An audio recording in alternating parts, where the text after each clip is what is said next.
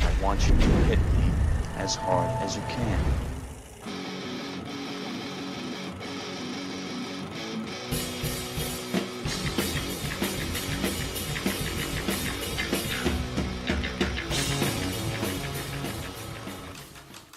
Lance Vlcek here for Arrow on the Head's The F***ing Black Sheep, where we take a look at the opposing opinion of the genre's most divisive films. Let's dig into one of my favorite Christmas-themed horror films, Black Christmas. The remake. I know, okay. But Black Christmas has been dragged through the mud for too long. And to understand why, we must start with the original, directed by Bob Clark and written by Clark and Roy Moore. Takes place at a sorority house over the holiday season. A mysterious man who may or may not be called Billy has hidden himself in the attic and is picking the sisters off one by one. Let me be completely clear. The original 1974 version is pretty overrated. This is a slow burn horror mystery that was a prototype for the slasher films made famous by Halloween. All that sounds like a winning film, and if you listen to everyone else, it is. One of my main problems with Black Christmas is its unlikable characters. Bob Clark's film has a slower, Euro type of feel to it. It isn't focused on the gore or the killer, but the slow plight of the characters, which is great until it isn't. Everybody but Lois Lane is painfully drab here. Our main character, Jess Bradford, played by Olivia Hussey, is the emotional center that we are supposed to rally behind. And Christ, if they couldn't have picked a more rigid and stuffy actress. To fully flesh her out and get our buy-in, we have this awkward and iffy abortion subplot. You are not going to abort that baby. Now with Roe vs. Wade happening the year prior, I can get behind its uncomfortable and topic nature, but it just doesn't work. You see, the subplot doesn't go anywhere, and though they spend too much time on it for there to be no real payoff, it's not even used as her emotional arc. It's just a useless red herring for the killer. Now, Bob, do you really think that this was the movie to try and explore it? Then we got Jesse's boyfriend Peter, a douchey eccentric musician, who is even more insufferable than her. You selfish bitch. You're talking about killing our babies though you were having a wart removed. I'm not even sure if that was the film's intent, but he's so unlikable that I found myself rooting for his death. These may be nitpicky, and I'm willing to let him go on most of their films, but the biggest sin is its pace. Peter, I don't want to marry you. Hurry up! All right. It just moves along with no urgency and meanders into snippets of inept cops and Claire's useless dad. He's in like the first half of the film, just sitting around.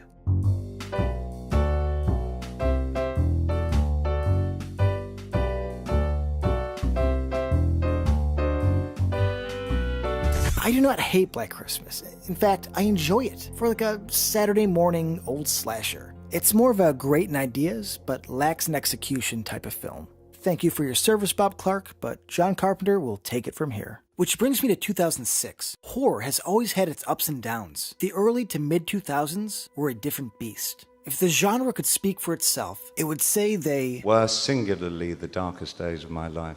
We were in the full swing of the remake boom, and the time had come to jump back into the holiday season with an update on Black Christmas. We had the same general plot as the original, a sorority house being stalked by a killer in the attic on Christmas. Where the original had an art house type of feel, this update is pure pop, and is far more influenced by the 80s as opposed to the original 1970s era. The change of focus in the remake is on the killer.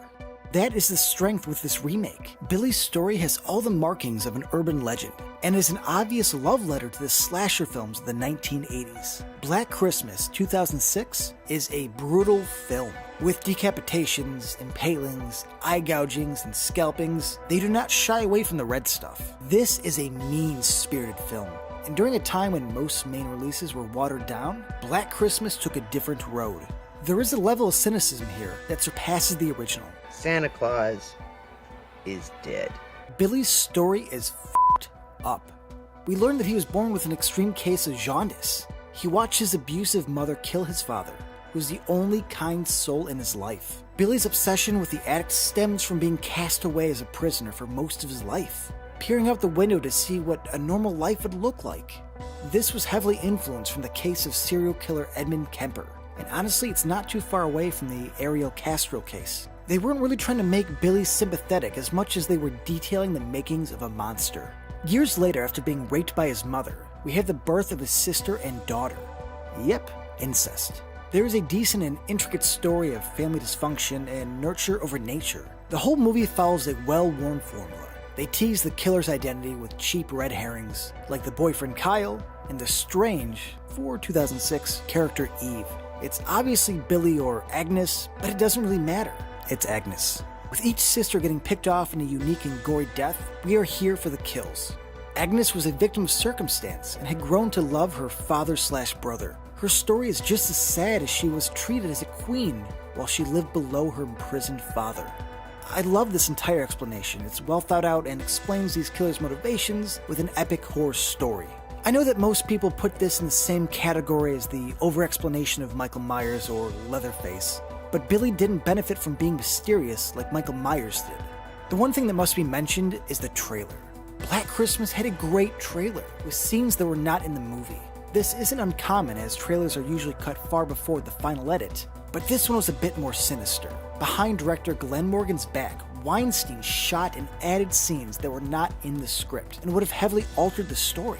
I don't know what that Christmas-like killer machine grinder thing is, but I loved it. And yet, it was all a cheap ploy to trick people into the theater. It's not Glen Morgan's fault, but this film will forever be tangled with con artist tactics and schemy producers.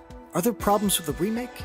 Of course. The one thing the 06 version missed was having a badass like Margot Kidder. They did add an updated version with Lauren being the angry, smartass drunk. They even went as far as to hire another Canadian actress. Police ain't gonna do shit about one whack job. Oh, fuck, no. What would you know about dealing with anyone other than your NASCAR daddy? But she was just as generic as the rest. Since everyone loves the original, but me, my best advice is to take this as a film heavily influenced by Black Christmas and not an adaptation of it. My argument here is perspective. I understand the hostility, but look at this as it stands. We get a gory, stylized Christmas flick that put in more effort than it had any right to.